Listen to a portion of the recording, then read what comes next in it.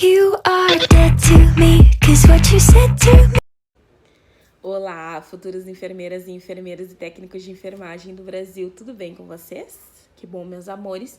Me chamo Priscila e eu vim aqui então pra gente gravar a segunda etapa do vídeo de sinais vitais, tá? Porque o vídeo tava muito longo, então eu tive que fazer a parte 2 pra gente, porque tô fazendo bem explicadinho pra vocês, tá? E mesmo assim, se vocês não entenderem alguma coisa, vocês sinalizem pra mim, me chamem que eu explico pra vocês, tá? Então, assim, gente, a gente parou na verificação do pulso apical, que é aquele que a gente faz diretamente no coração do paciente, né? Onde a gente verifica com o estetoscópio, né? Então, assim, a gente tem que lembrar, então, tá? De comparar a frequência do pulso com a frequência com as variações da verificação da apical, tá? A gente vai ver o que é aceitável e o que não é aceitável, né? Na hora das comparações, a gente vai ter que relacionar, então, a frequência do pulso apical com os demais obtidos, tá? O radial, no caso. E ainda com a PA do paciente. E sinais e sintomas relacionados, né? A tonturas, palpitações, coisas que o paciente tenha queixa, tá, gente? Caso seja observada uma discrepância, uma grande diferença entre os pulsos radial e apical, né? A gente vai ter que proceder com um cálculo que se chama cálculo de déficit de pulso, que é o quê? Déficit de pulso, que é igual pulso apical menos pulso radial. E o déficit de pulso reflete o número de contrações cardíacas ineficientes em 1 minuto, tá, gente? Então, a gente vai fazer esse cálculo. A gente vai relatar os achados anormais ao responsável, né, ou ao médico imediatamente. Tanto o técnico vai relatar para a enfermeira, como a enfermeira vai relatar para o médico isso, tá, gente? Então, o paciente ele é considerado normocárdico quando ele tem uma frequência cardíaca de 60 a 100 batimentos por minuto. Taquicárdico, frequência maior que 100 batimentos por minuto. Bradicárdico, menor que 60 batimentos por minuto, tá? Lembramos disso. Agora a gente vai passar para a temperatura, tá, gente?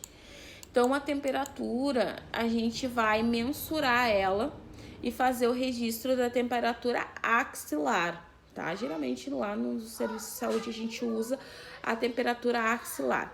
A gente vai determinar, então, a temperatura axilar do paciente e avaliar a resposta do paciente às terapias medicamentosas, né? Os cuidados de enfermagem, né? E aí a gente vai ver com o diagnóstico do paciente, que o paciente pode estar com alguma comorbidade, alguma enfermidade que seja relacionada a essa temperatura elevada ou não. Ou pode nos dar um sinal de que essa condição dele pode estar piorando quando tem temperatura, tá, gente? Então, a gente vai utilizar um termômetro digital, porque hoje em dia, infelizmente, a gente não utiliza mais o de mercúrio, que era o melhor, na minha opinião, melhor termômetro da vida, mais fidedigno que esse, não é impossível. Mas, enfim, a gente hoje utiliza o digital, né? A gente tem que evoluir.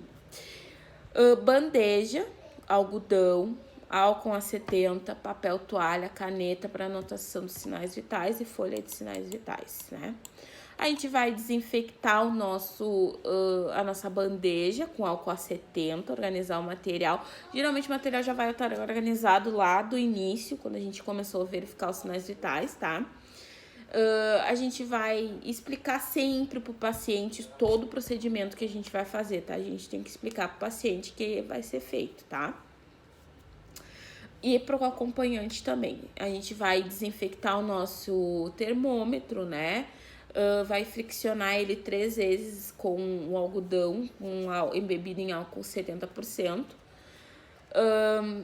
Se necessário, se o paciente estiver suando muito, a gente vai enxugar a axila dele antes de colocar o termômetro, né? A gente vai colocar o termômetro na região axilar com o bulbo em contato com a pele do paciente, né? E comprimir, colocando o braço do paciente, né? Próximo ao tórax, para que ele segure o termômetro ele mesmo com o braço. A gente vai retirar o termômetro após o sinal sonoro, né? Que o digital realiza a leitura, né? A gente vai realizar a desinfecção do nosso termômetro para colocar de volta na bandeja, tá? A gente vai recolher o material, deixar a unidade organizada, tá? Lavar a bandeja com água e sabão, né? Higienizar as mãos e anotar o procedimento, tá? O que são as observações da temperatura, né? Alterações abruptas, né? O paciente tá lá com 36,6 e aí a gente verificou na última hora, foi verificado de novo, o paciente estava absurdamente com 38,9. Então, é uma alteração abrupta. Foi do nada, ele saiu do basal dele e alterou total a temperatura dele, né? Então, a gente já tem que acender um sinal de alerta aí quando isso acontece, tá, gente? Muito importante. A gente tem que comunicar sempre ao enfermeiro ou ao médico imediatamente quando tem essas alterações abruptas, tá?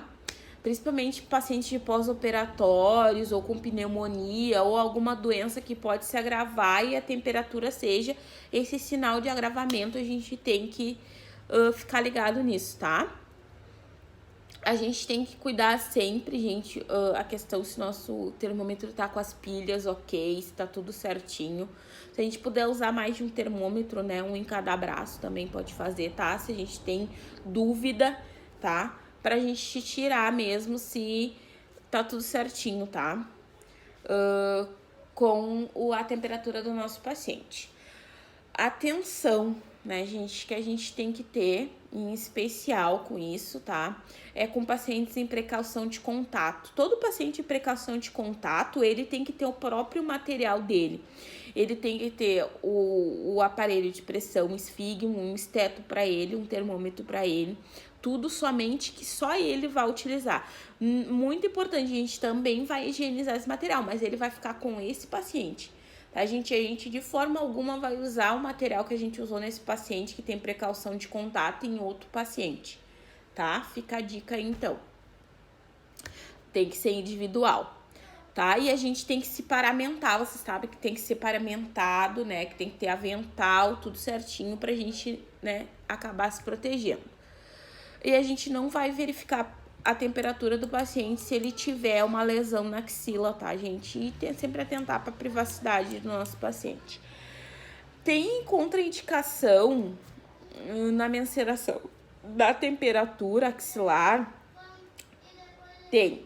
Se o paciente ele tem fístula arteriovenosa, né, para hemodiálise, a gente não vai verificar naquele braço, assim como a gente não vai verificar PA também naquele braço, tá?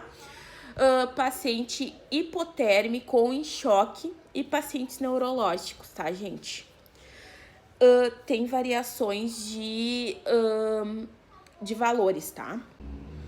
As variações, então, de valores da temperatura corporal normal e as alterações da temperatura que não são normais, tá, gente? A gente considera um paciente hipotermia ou hipotérmico se o paciente está abaixo de 35,5 graus Celsius, tá? Afebril, né, ou normotermia, ou normotermia, o paciente com temperatura normal de 35,5 a 36,9. Ele é afebril, ele não tem febre de forma nenhuma, ele está normal. Estado subfebril ou febril, né, que a gente chama, é paciente de 37 a 37,7 graus Celsius, tá, gente? Febre acima de 37,8 graus Celsius, febre moderada de 38 a 39, febre alta acima de 39, tá? Febre muito alta, igual ou acima de 40 graus Celsius, tá, gente? E aí, o que a gente diz sobre a febre, tá? O que a gente pode dizer sobre a temperatura? E quais os padrões de febre? A temperatura, gente, corporal, constante, né, continuada, é acima, ela é considerada sustentada quando acima de 38, que tem pouca variação, pouca flutuação de temperatura, tá? O que a gente considera intermitente? São picos de febre intercalados com níveis de temperaturas normais, habituais. A temperatura volta ao valor aceitável, né? Por pelo menos uma vez a cada 24 horas, tá? O que a gente considera como remitente? Picos e quedas de episódios febris e períodos com valores de temperaturas aceitáveis. Episódios febris e períodos de normotermia são com frequência, né, mais longos e duram em torno das 24 horas, tá? Que mais? Aí a gente vai agora passar, então... e a febre, né, a temperatura elevada nos diz se o paciente ele tá com alguma infecção ou alguma piora do quadro, né? Principalmente pacientes cardíacos que estão em pós-operatório, pacientes de pós-operatório, né? A febre é um indicativo, pneumonia, é um indicativo de piora, então a gente tem que estar sempre atento, tá, gente? Tudo é a avaliação do nosso paciente, como sempre. Enfim, agora a gente passa para pressão arterial, tá? Então, a pressão arterial, ela é medida... é a pressão, então, exercida. É a pressão, então, exercida pelo sangue, né, nas paredes da artéria. Então, é quando o sangue ele é ejetado na corrente sanguínea pelo ventrículo esquerdo. Então, essa é a pressão arterial que a gente afere, tá, gente? Então, a gente vai avaliar o quê? A eficácia do sistema cardiovascular, né? Verificar as alterações de pressão fisiológicas, tá? Então, a gente vai ter a bandeja, né, com esfigmonanômetro, estetoscópio, algodão, álcool a 70%, papel e caneta e folha de sinais vitais. Então, a gente vai desinfectar o nosso material, né, o esteto, o esfigmo. A gente vai preparar o material necessário, higienizar as mãos, né, com técnica padronizada. A gente vai explicar o procedimento para o paciente acompanhante, posicionar o paciente, se possível, sentado, expor o braço, né, com apoio e colocar o manguito, tá? Remover sempre as roupas, tá, gente? Independente se for inverno, tudo, a gente tem que fazer de maneira correta, tá? Mover as roupas do braço, né, no qual você vai colocar do manguito. Posicionar o paciente, então, com o braço na altura do coração, né? Aqui eu tô muito sentada. Mas, enfim, o braço tem que ficar na altura do coração. A altura do coração. Pra gente fazer essa... Não é lá, não é cá, é na altura do coração, tá, gente? Então, a gente vai fazer isso, então, posicionar o paciente, né? Com o braço na altura do coração e a palma da mão voltada pra cima, tá, gente? Sempre voltada pra cima. Sempre lembrar, então, o tamanho adequado, né, do esfigmo. Muito importante, tá? Tem que ter um tamanho adequado. O adulto, ele vai usar em torno de 27 a 34 centímetros, tá? De circunferência. Largura 12 centímetros e comprimento 23 centímetros, tá? O manguito tem que... Quando colocar o manguito, então, sem deixar folga, ele tem que ser bem justinho, tá, gente? De 2 a 3 centímetros da fossa cubital. Fossa cubital, 2 ou 3 centímetros. Vai ser assim, 3 dedinhos. 2 centímetros, 2 dedinhos. 3 centímetros, 3 dedinhos, tá? Acima da fossa cubital, centralizado, né? Com a bolsa e a bolsa borracha sobre a artéria braquial, tá? Artéria braquial. A gente vai centralizar o mostrador do nanômetro, né? O reloginho aquele, a nairoide, de modo que fique bem visível pra gente, tá, gente? A gente tem uns que tem um suporte, o meu tem um suporte pra colocar, todos têm suporte pra tu colocar o reloginho ali posicionado, tá? Mas ele sempre tem que estar visível e você sempre tem que ver, tá? Ser o mais visível possível, tá? solicitar o paciente que não fale, não cruze as pernas, tá? Não esteja com vontade de urinar naquela hora, esteja tudo bem tranquilo para que a gente possa fazer essa mensuração. A gente vai fechar o bulbo, né, no sentido horário e travar ele. Depois a gente vai começar a inflar, né, e papar a artéria radial e insuflar o manguito. Por quê? Porque a gente vai ter a pressão estimada do nosso paciente. Eu fiz um vídeo sobre pressão arterial pra vocês, gente, como aferir a pressão arterial. Também tá tudo bem certinho ali como é que faz essa aferição, tá? E aí, depois a gente vai ver o quê? A gente vai estimar o nível de pressão sistólica, que é a primeira batida do coração, né? Ou quando você tá vendo a pressão estimada, você vai inflar o manguito, né? E vai ver quando você conseguiu sentir a primeira, no caso, o pulso do paciente, ele vai parar de pulsar. Que você inflou o manguito, né? E aí parou de pulsar. Você vai abrir o manguito para desinflar, a pera para desinflar, e quando você ouvir a primeira pulsação novamente, essa vai ser a pressão sistólica do nosso paciente, né? E aí, quando você parar de ouvir assim, né, que desinflou totalmente, você vai vir a última, que é a diastólica, né? Que nem como se a gente estivesse aferindo normalmente. Mas isso vai ser a pressão estimada do paciente. Então, você sabe até onde você pode inflar o seu manguito, tá? Então, a gente vai ter a pressão aproximada do nosso paciente, tá? Aí, depois a gente vai palpar a artéria braquial na fossa cubital, né? E colocar, então, a cânula do diafragma do esteto aqui em cima da artéria radial, né? Onde a gente conseguiu sentir ela palpando, né? E vai inflar rapidamente o manguito até ultrapassar de 20 a 30 milímetros de mercúrio acima da pressão estimada do que a gente viu ali quando a gente fez a estimada. Tá, gente? Lembrando que a estimada é quando? A estimada a gente vai fazer como se estivesse verificando a pressão, só que a gente não vai colocar o esteto, tá? A gente vai inflar o manguito, vai deixar bem inflado e vai deixar... A gente vai estar palpando o pulso radial nesse momento. Então, quando a gente deixar de ouvir, tá? A gente vai desinflar. Quando a gente ouvir a primeira pulsação, sentir, no caso a gente aqui vai só sentir, a gente não vai auscultar, a gente vai sentir. Quando a gente sentir a primeira pulsação, ela é a sistólica, de repente vai bater lá no 120, tá? E a última, quando a gente já desinflou tudo, vai ser a diastólica, vai bater lá no 80. Então a gente sabe que a pressão estimada do nosso paciente, 120 por 80. Então, acima de 120 por 80, a gente vai inflar de 20 a 30 milímetros de mercúrio.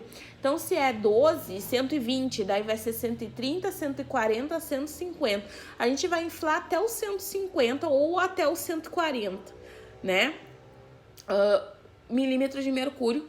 E aí, a gente vai desinflar e vai conseguir auscultar, então, a pressão arterial do nosso paciente, tá, gente? Então, a gente vai ultrapassar só de 20 a 30 milímetros de mercúrio acima do valor estimado que a gente fez. A gente sabe que as pessoas vão direto para verificação da pressão, mas é muito importante a gente atentar para a pressão estimada, porque às vezes a gente tem uma pessoa que tem pressão arterial baixa, tá? E a gente tá simplesmente inflando o manguito lá em 200, sem necessidade nenhuma, né, gente? Essa pessoa pode ter até uma tontura ali, desmaiar na hora. Então, a gente tem que atentar porque é correto fazer a pressão estimada, tá? Sempre. Não vai levar muito tempo, não, tá? Então, é bem importante isso. A gente vai, então, desinflar, né, lentamente, né, na velocidade de 2 milímetros de mercúrio por segundo, tá? A gente vai determinar, então, a pressão sistólica pela ausculta, né, primeira agulha cardíaca, fase 1 de Corotroff,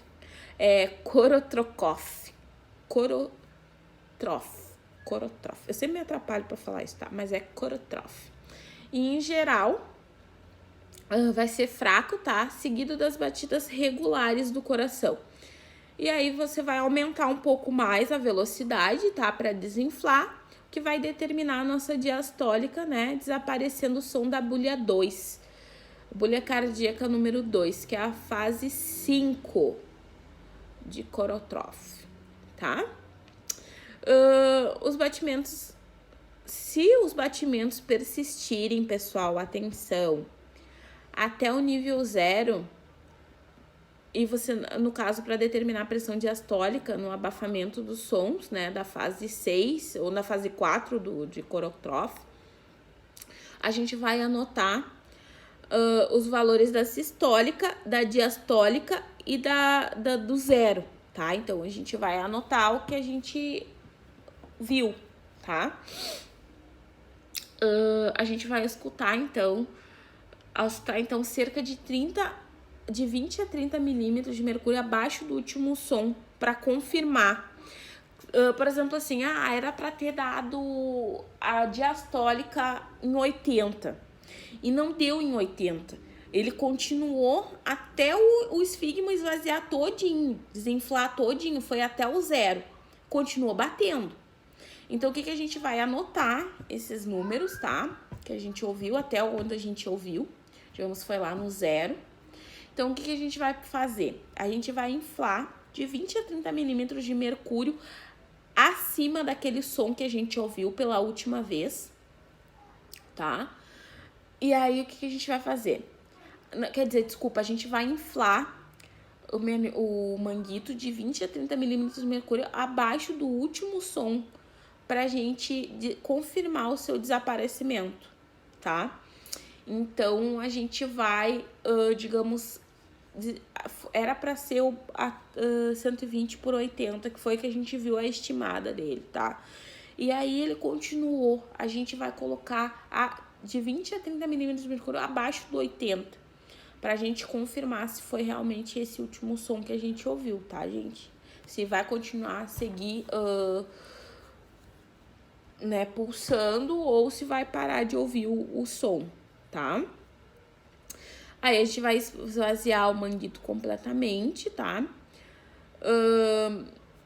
Vai retirar do braço do paciente. A gente vai esperar em torno de 1 minuto para fazer mais ou menos uma nova medida, tá, gente?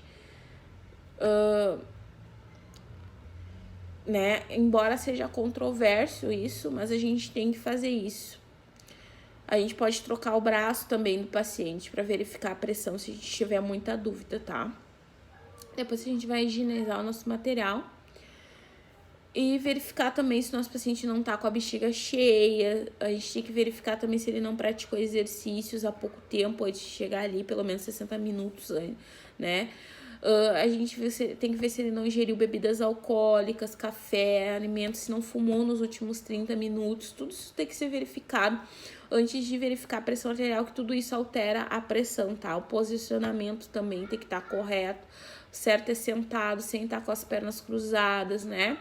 Sem estar com os pés apoiados, né?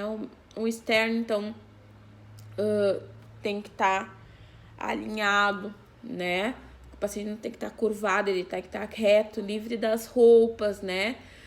Apoiando a palma da mão, voltada para cima, o cotovelo ligeiramente fletido, né? E aí a gente depois é só anotar os nossos resultados e os valores encontrados, tá? A gente vai ter que anotar exatamente como é, sem arredondamentos, tá?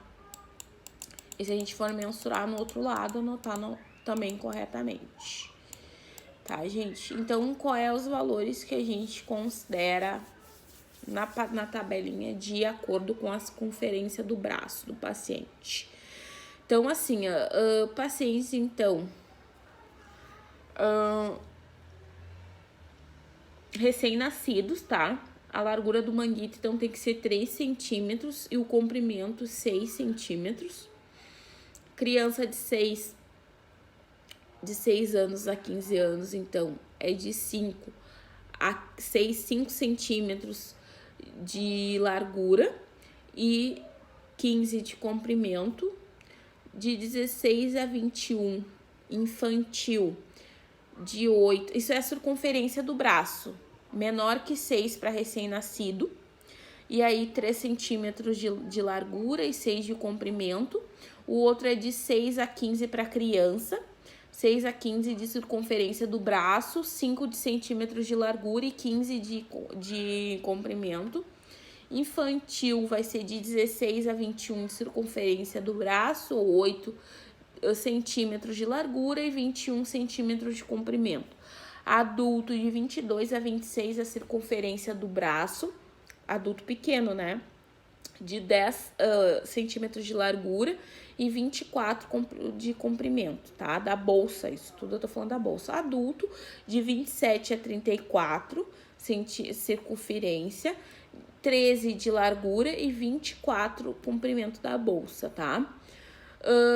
Adulto grande, de 35 a 44, 16 centímetros de largura, 38 centímetros de comprimento.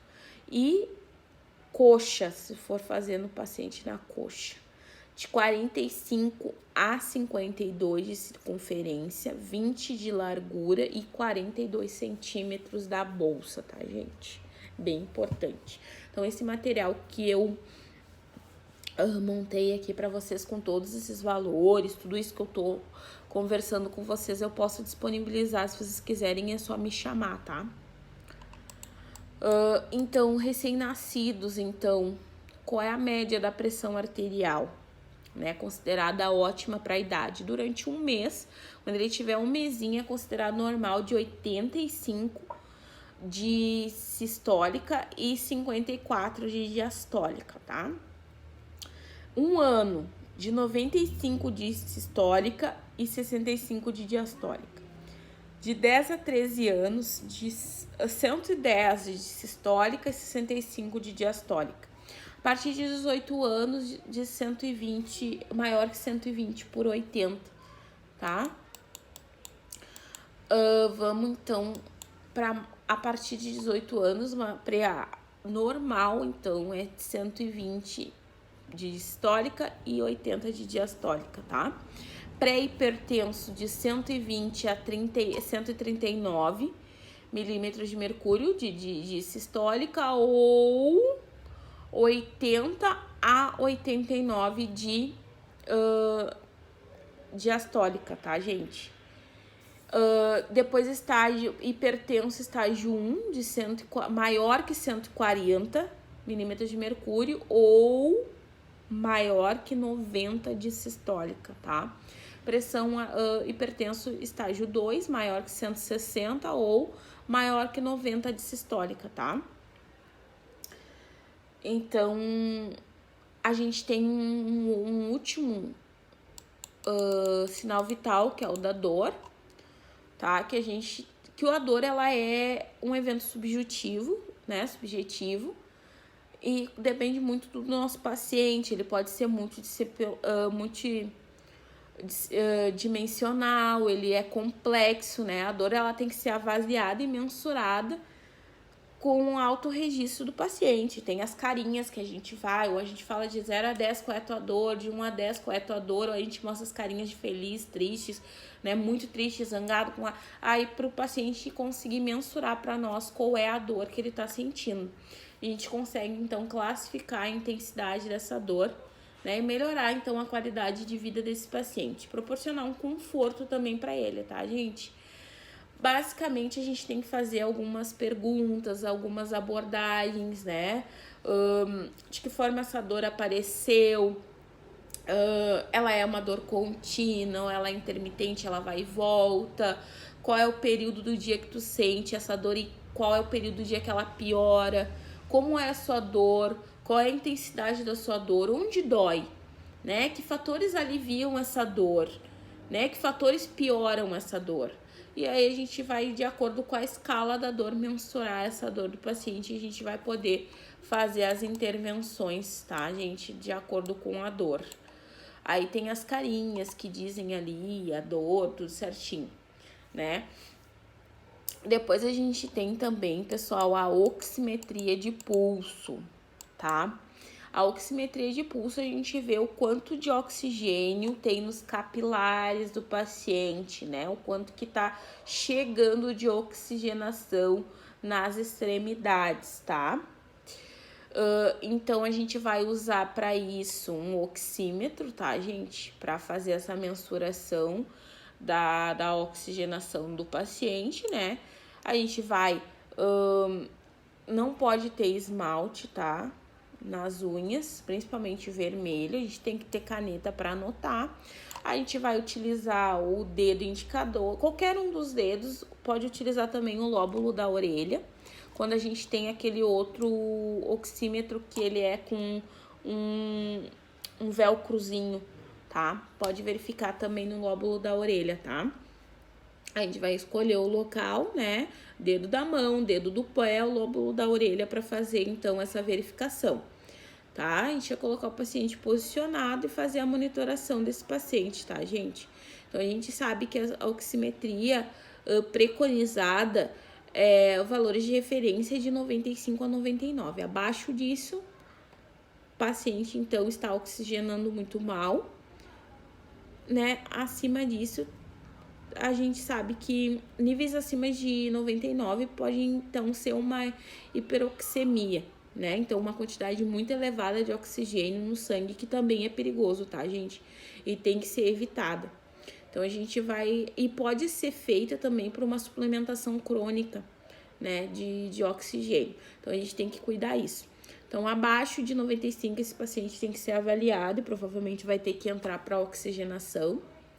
E acima de 99 é porque ele tem oxigênio demais no corpo, tá, gente? Então, tem que cuidar bastante isso. Então, pode ser derivado de algum nível alto de oxigênio, que, por exemplo, se ele tá suplementando com oxigênio e os litros de oxigênio dele estão muito maiores lá, pode ser essa questão que ele tá tendo essa hiperoxemia, tá ok? Espero ter ajudado vocês, gente. Mais uma vez, obrigada por tudo. Obrigado pelas dicas, obrigado pelas sugestões de vídeo, obrigado pelo crescimento de todas as redes sociais. Precisarem de mim, sabem que podem me chamar, sempre estou à disposição, né? E é isso. Obrigada por mais um dia. E é isso. Obrigada, gente.